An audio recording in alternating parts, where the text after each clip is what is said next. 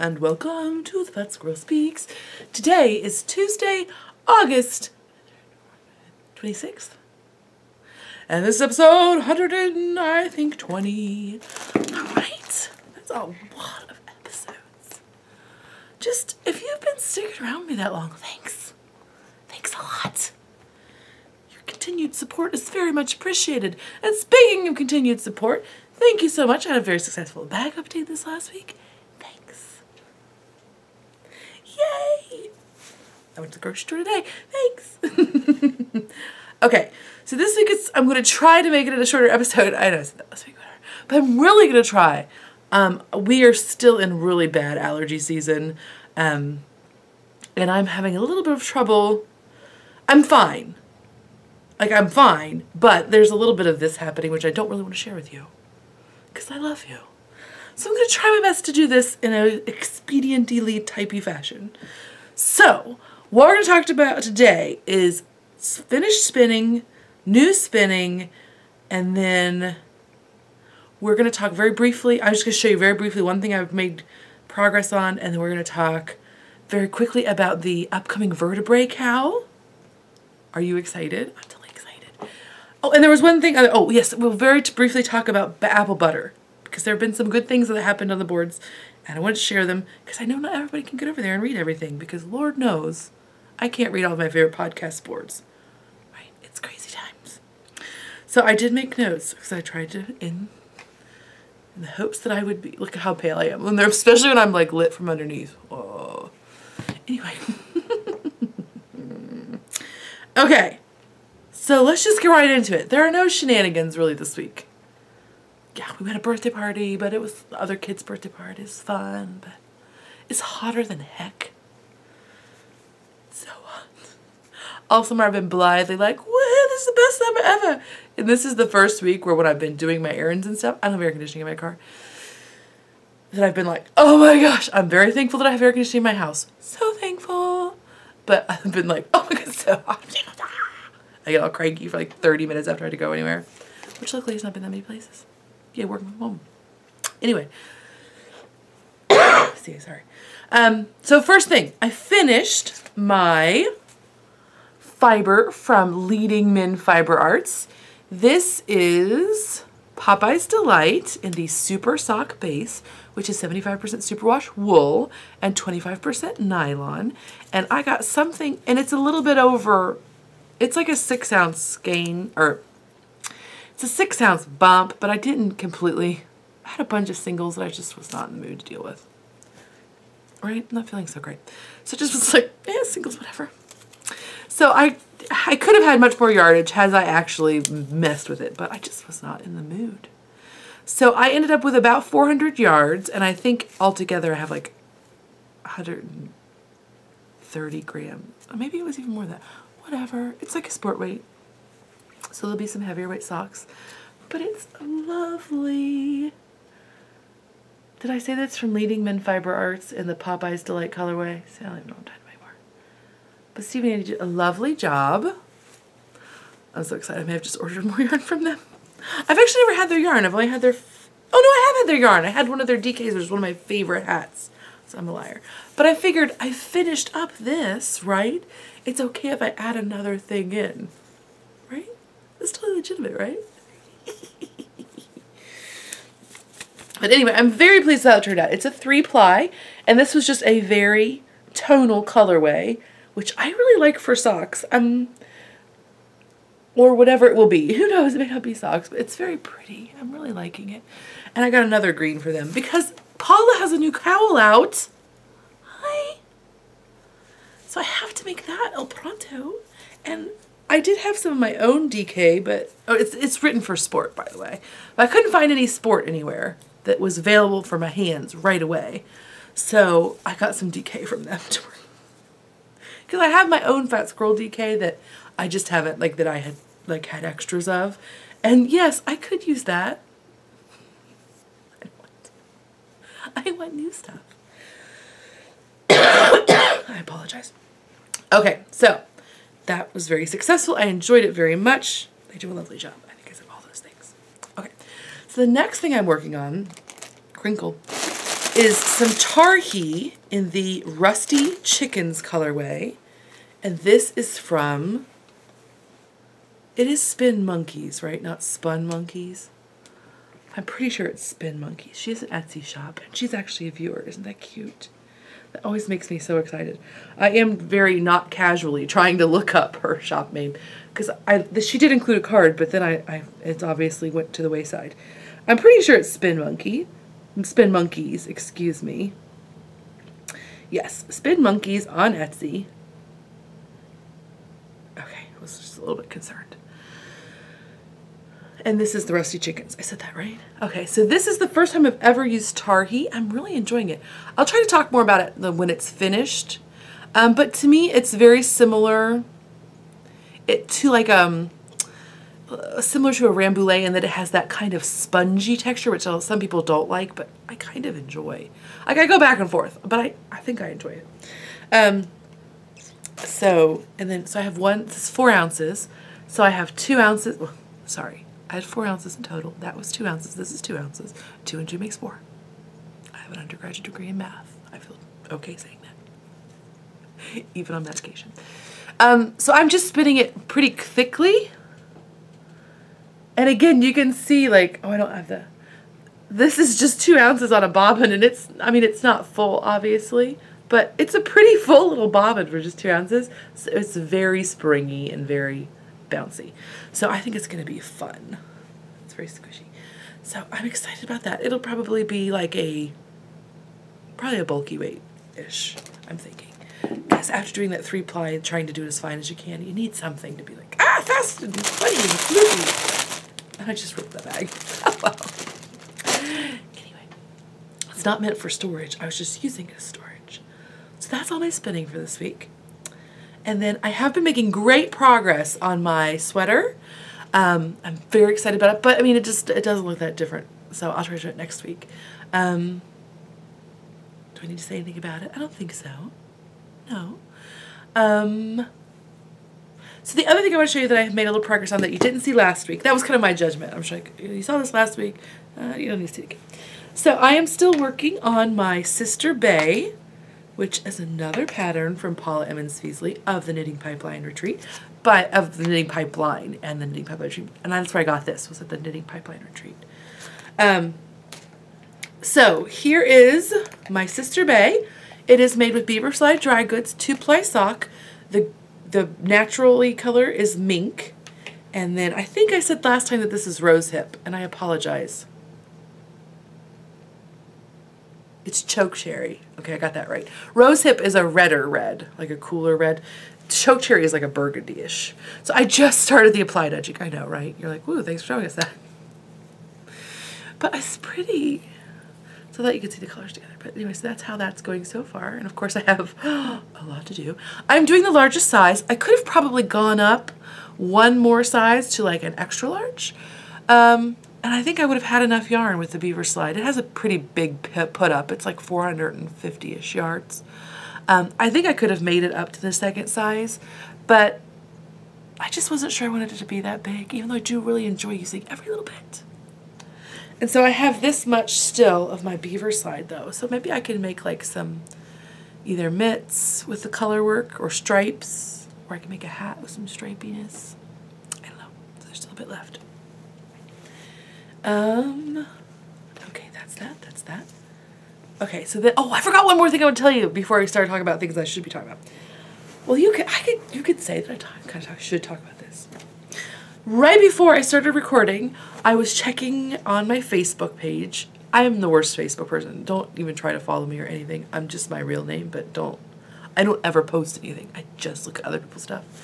Because for me, it's like the people I know in the real world who have no interest in my yarny self, which is approximately like 68% of my non-family based self is all yarn. So that's not interesting to them. So I only put pictures of like family stuff on there, which is also not that many because I'm just not good at that. But anyway, that's a lot to say that I was looking at Facebook and stalking other people. And the Woolery, who I follow on Facebook, by the way, I totally want one of those silly little pin loom kits. I don't even have a pin loom. Aren't they cute though? But I have no reason to have one, so I need to back off. Anyway, but they just posted a link to a news story from Australia. And it is about what is expected to be the world's woolliest sheep, who they're now calling him Sean the sheep. He was found in Tasmania. He's a 6-year-old merino, and they don't believe he's ever been shorn.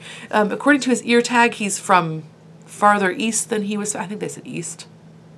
But anyway, he's been basically wandering over hill and dale for like 6 years and has never been shorn, from what they can tell. He's insane. They expect him to have a 20 to 25 kilogram fleece.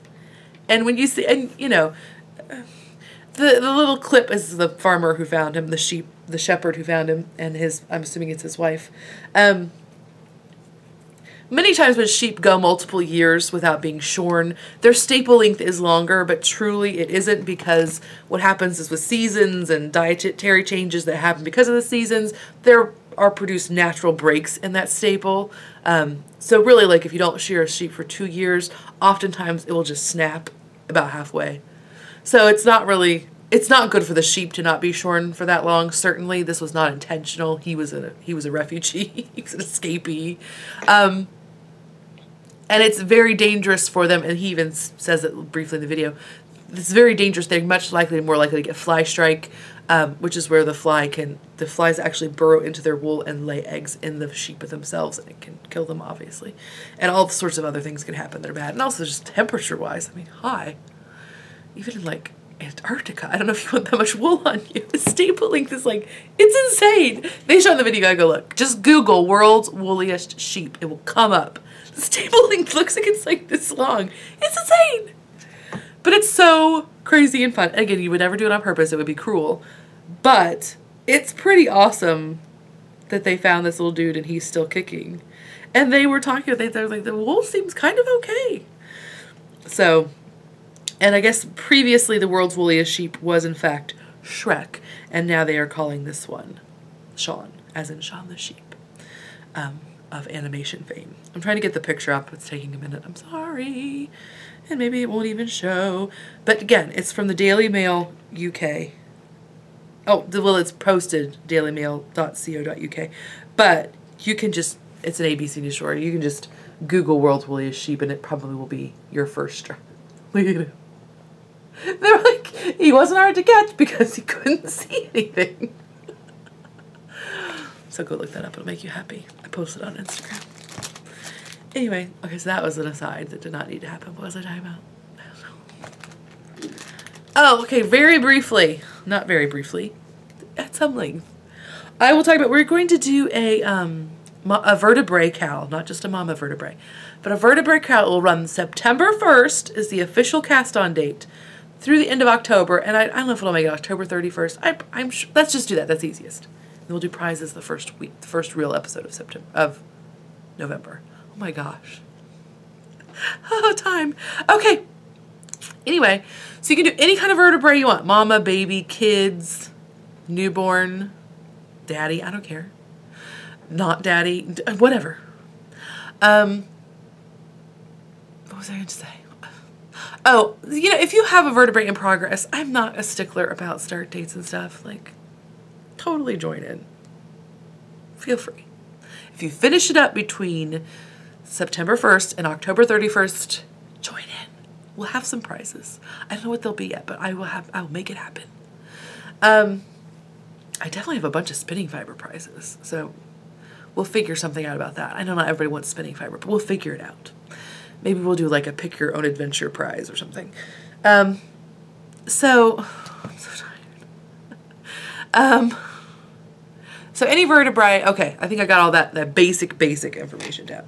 Now, the other things I wanted to say, I think, are that if you have sizing difficulties with the sizings that were posted in the pattern, meaning you're bigger than the circumference, the largest circumference given. The lovely, and I'm going to say your name wrong, but it's Leslie, TCU Frog RN. So TCU Frog RN, Leslie. On the Ravelry board, in the Fat Squirrel Speaks group, under something that says, I think, vertebrae cow? Question mark. And I'll start an official chatter when we actually start September 1st. maybe. I don't know. Maybe I'll just rename that one. I don't want to make you feel pressured to read all of the things. That's the only thing I'm worried about. But whatever, I'll figure something out. Anyway, those things can get out of control, right? But there's lots of people that are going to join in. Yay! And you're all saying things. Yay! This is very exciting. But she, in her post number 60, so very specifically, post number 60, she answers somebody who asks about how to do the size, and she does it very well. I tried to explain it on the podcast, but, you know, you're doing something else. You're like making dinner or whatever. And so she actually wrote out how she thinks you do it, and she's correct. That's exactly how you should do it, so that you can refer to that if you need to. And then, of course, any further questions, somebody or me will answer. So yay her, and yay post number 60. I'm so sorry. The other thing that I added to her post was, if you, for example, if you get to the, you know, the thing is really with the top downs, oh, that's the other thing. Okay, sorry. Back up. If this is your first ever sweater, I don't think this is a good idea for a first sweater. Because A, it'll be a shorter project because it's less knitting. So that's always exciting when you're a beginner. B, you don't have to at all deal with fitting in your bust, which is the most challenging thing, I think, when you're knitting sweaters. Maybe if you don't have an abnormally small or large bust, it's not challenging at all. But for the longest time for me, that was challenging. So it's a pretty good first sweater to try. I think. And it's just plain stockinette and some ribbing picked up. It's pretty chill. Okay, so the other thing is that I wanted to mention. I talked about, did I do that? Yeah, I did that. I don't believe in the pattern that she has you once you get to the place where you're about to separate your sleeves out. I believe she just has you take the sleeves off and then knit the next round. Meaning, I do not believe in the pattern you are to cast on anything else under the armhole for the sleeve, I believe. If for some reason you get to a point where your armhole depth is correct and it still feels a little snugger than you would like, or you're on the fence about like, oh, well, this is the closest size to me, but it has like 4 to 8 stitches less than I think I'm supposed to have, really, but the next size is way too big. You can cast on a few stitches underneath the armhole, because that's totally legit. Maybe if you're a tiny person, that might be slightly a problem, like a really tiny person. You might want to only cast on like less than an inch or so. But for my size, oftentimes I cast on about 2 inches worth of, I can cast on up to 2 inches worth of stitches under each armhole and see no ill effects in the way the sweater fits at all. Does that make sense? Just remember to pick them up, obviously, when you go back and do the sleeve. So that's a good cheater way if you're like kind of on the fence about what size and the size is a little bit smaller than you think you need. Just, you can cast on a few extra stitches under there. The only time I think that would not maybe work is if you have a really broad shoulder. Oh, so that's the other thing. I don't have my shoulders are pretty narrow for my size. So I don't know how that would work if you have broader shoulders. It might feel too snug in here. I don't know. But I would think with the raglan it would just be made up in the arms, but I don't know for sure. So again, this is all, unlike the Amy Herzog, just take the Amy Herzog. Now, Amy Herzog does not have good information. Well, okay. It's not that she doesn't have good information about raglans, but she primarily does set-in sleeves, almost exclusively. So that may not be the best for this. But Amy Herzog has lots of information about different body styles and how to fit each one of them. I just have information about what I think, and this is just what I think, works best for mine. So, take everything with a grain of salt. But anyway, I apologize. Hopefully that is helpful. Okay, so then very briefly, the last thing, oh, we're doing so good. We actually are going to have a shorter show this week. Okay, next week it'll be longer because I'll show more things. Okay, so the last thing I want to talk about very briefly is apple butter. A lot of people were like, what do you do with this apple butter? What is this you speak of? Apple butter you can just use like a jam, basically. So you can use it on toast, you can use it in your oatmeal, you can use it with yogurt. I don't know, yogurt does not, I haven't tried it with yogurt. I should say it doesn't sound good. I'm just like, I haven't thought about that. So you can use it in place of jam. That also means that if you have like a crumble, like a bar, like lots of times there are like jam crumble bars, you can make them with apple butter. Musselman's, who is like an actual store brand of apple butter. So it's Musselmans. I will try to remember to put it in the show notes.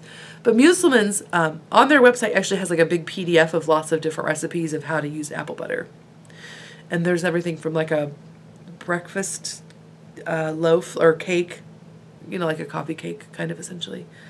There's like an apple butter crumble bar thing, which I totally want to try, but I haven't done it yet. To like a Swedish meatball, or, you know, so it's a good, like you can even, you know, pork obviously and apples are very delicious together. You can make a sauce with it. Also this week, excuse me, I decided that I wanted to make muffins, but I didn't really have anything that I wanted to make them with. So I decided that I would use an applesauce muffin recipe. In fact, I used the one from Williams-Sonoma. So just Williams-Sonoma applesauce muffin recipe. Google that, I guess. And I actually used, it called for a cup of applesauce. I used a cup of apple butter. They were a little sweeter than I would really like them to be, but I don't think they were too sweet. Do you know what I mean? They were still good. They were just a little sweet, but they're muffins. Have extra strong coffee with them. It'll be fine. So I think that's all. I'm totally going to stop and be like, oh, I was supposed to say XYZ, but I didn't. Oh well. I think that's all though, I have to say. Yeah. Okay, I hope you have a lovely week. I hope your pollen count is less than ours is. Or that your body is not a weird autoimmune freak who freaks out when the pollen count is too high. Either way, I hope you have a lovely week, and I will talk to you at greater length next time. Bye.